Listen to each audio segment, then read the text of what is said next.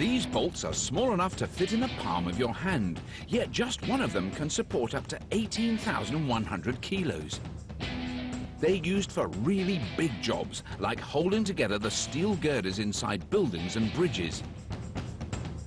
That's quite remarkable when you consider they're made from nothing more than a single piece of wire.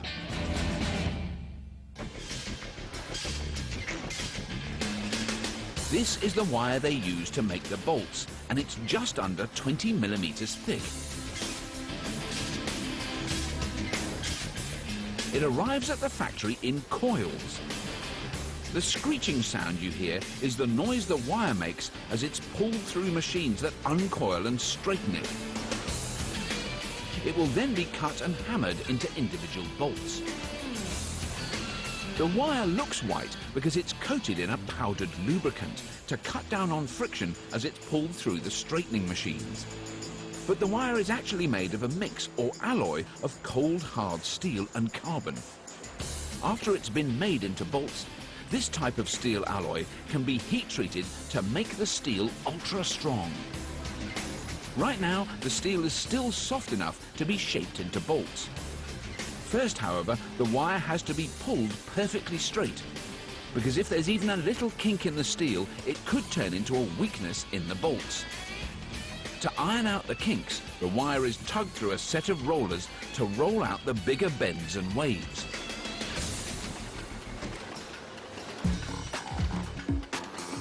A second machine yanks the wire through a tiny hole or die that's slightly smaller in diameter than the wire. The force of squeezing through the narrow die makes the wire straight and smooth.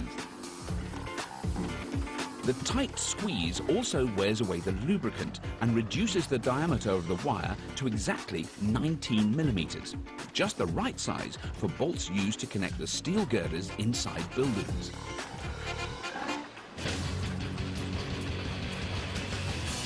Now that the wire is perfectly straight, it can finally feed into a cold forging machine.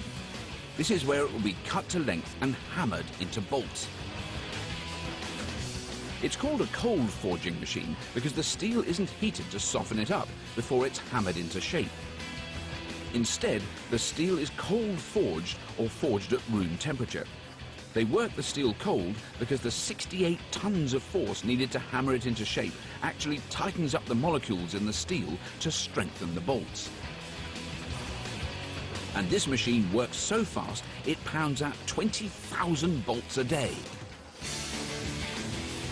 We asked them to slow it down so you can see the bolts taking shape.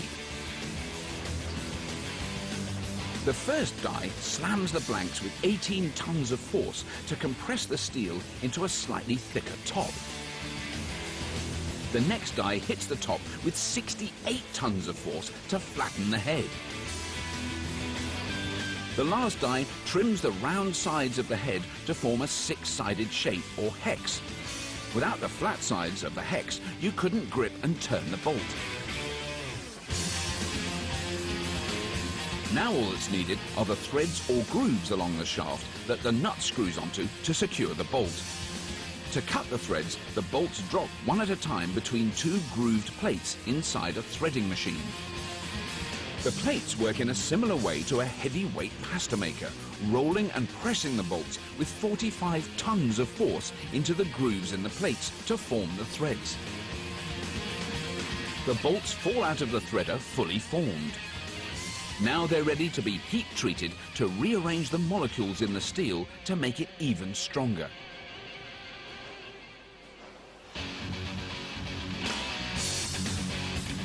It takes two furnaces to heat treat the steel. The first one is heated to a blazing 900 degrees.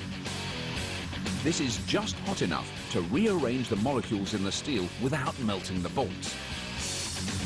After about 30 minutes, the red-hot bolts spill out of the furnace and plunge into a tank of 65-degree oil. This cools them off and locks in the harder molecular structure. The bolts come out of the oil as hard as the steel can get, but they're also brittle, just like an icicle. A quick pass through a second furnace at 565 degrees solidifies the steel even more.